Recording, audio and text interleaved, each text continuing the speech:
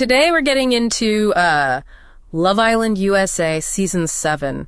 We're going to look past the headlines, really trying to unpack what was going on this season. Yeah, definitely. We've got some insights from an exclusive interview with a couple who just left, plus the details on who won, and, well, something unexpected that happened near the end. It's always fascinating, isn't it? How these relationships form under, intense pressure. Totally. And how public opinion shapes things. Plus, how real-world stuff can suddenly crash into this reality TV bubble. So we're going to try and break down the strategy, the real feelings, and maybe what we learned. Okay, let's dive in. The grand finale first. We know who won, Amaya and Bryan. But tell us a bit about their path there, because it wasn't exactly straightforward, was it? Not at all. So yeah, July 13th, Amaya Espinal and Bryan Arenales took the win. She's 25, nurse and model. He's 28, financial accountant. And Bryan got the $100,000 prize envelope, and he split it with Amaya. He did, yeah. Which is always, the big moment. Right, and Amaya's journey, wow. She came in as a bombshell, coupled with Ace first, then Austin, then Zach. A real roller coaster. Before finally connecting with Bryan. And he was a Casa Amor bombshell himself. Right, so they both came in to shake things up. And that moment, he defended her in the Stand on Business challenge. That seemed pivotal. Oh, definitely. That's when you saw things really shift. He voiced his feelings. They became exclusive. I think it showed maybe perseverance, sticking it out paid off for them with the viewers. Felt earned, maybe. Yeah, I think so. And just quickly, the runners-up, Nickit and Alondria were second, Huda and Chris third, and Iris and Pepe fourth. Okay, good context. Now let's talk about Chelley and Ace. Their exit felt abrupt. They seemed strong, exclusive even. Then boom, America's vote sends them home right before the final. Yeah, it was kind of shocking. They had that hideaway date, seemed solid. Chelley called it bittersweet. She basically said, look, we found what we came for, which was each other. And that the vote showed, it was very evident that's what America wanted. Right. And Ace felt similarly. He said he'd found the prize in Chelley. So while sad to leave his friends, he accepted it. And they seem serious post-Villa. Sounds like it. They're taking it day by day. But Ace was very clear that exclusive inside means exclusive outside. And Chelley's actually planning to move from Florida to L.A. to be near him.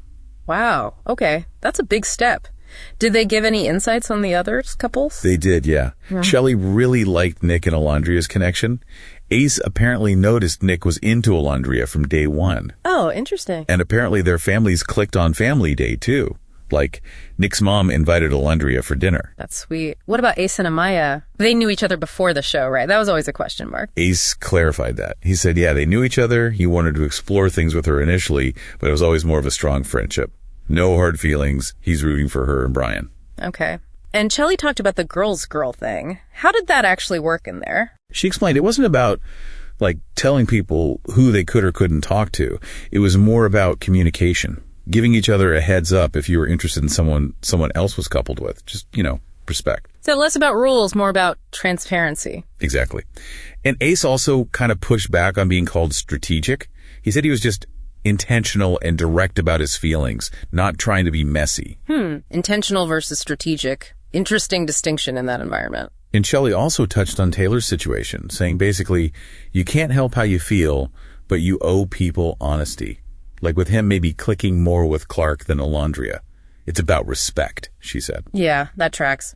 Okay, finally, we need to touch on Cierra Ortega's exit. That was sudden, just a week before the finale. Right. It came out as a personal situation initially, but then it was revealed that some old social media posts from 2015 and 2023 had surfaced where she'd used a racial slur. Yeah. She posted a video afterwards taking accountability.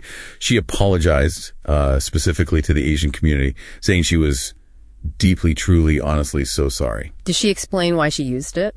She said she didn't know how much pain the word carried back then, but acknowledged that, quote, intent doesn't excuse ignorance. She mentioned being called out for it more recently in 2024 and feeling embarrassed. That's a tough situation, highlighting how past online actions can have major real-world consequences, especially under that kind of spotlight. Absolutely. It really brings that issue to the forefront. So, wrapping this up.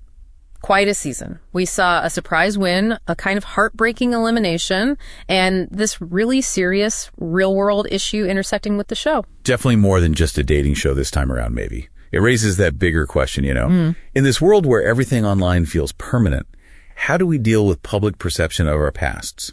And what does taking accountability really look like? especially understanding that how something lands, the impact, matters just as much, if not more, than what you intended. That's a lot to think about. And for anyone wanting more, the Love Island USA Season 7 reunion drops Monday, August 25th. So we'll see how things look then. Looking forward to it. Until next time, keep digging deep and asking those questions.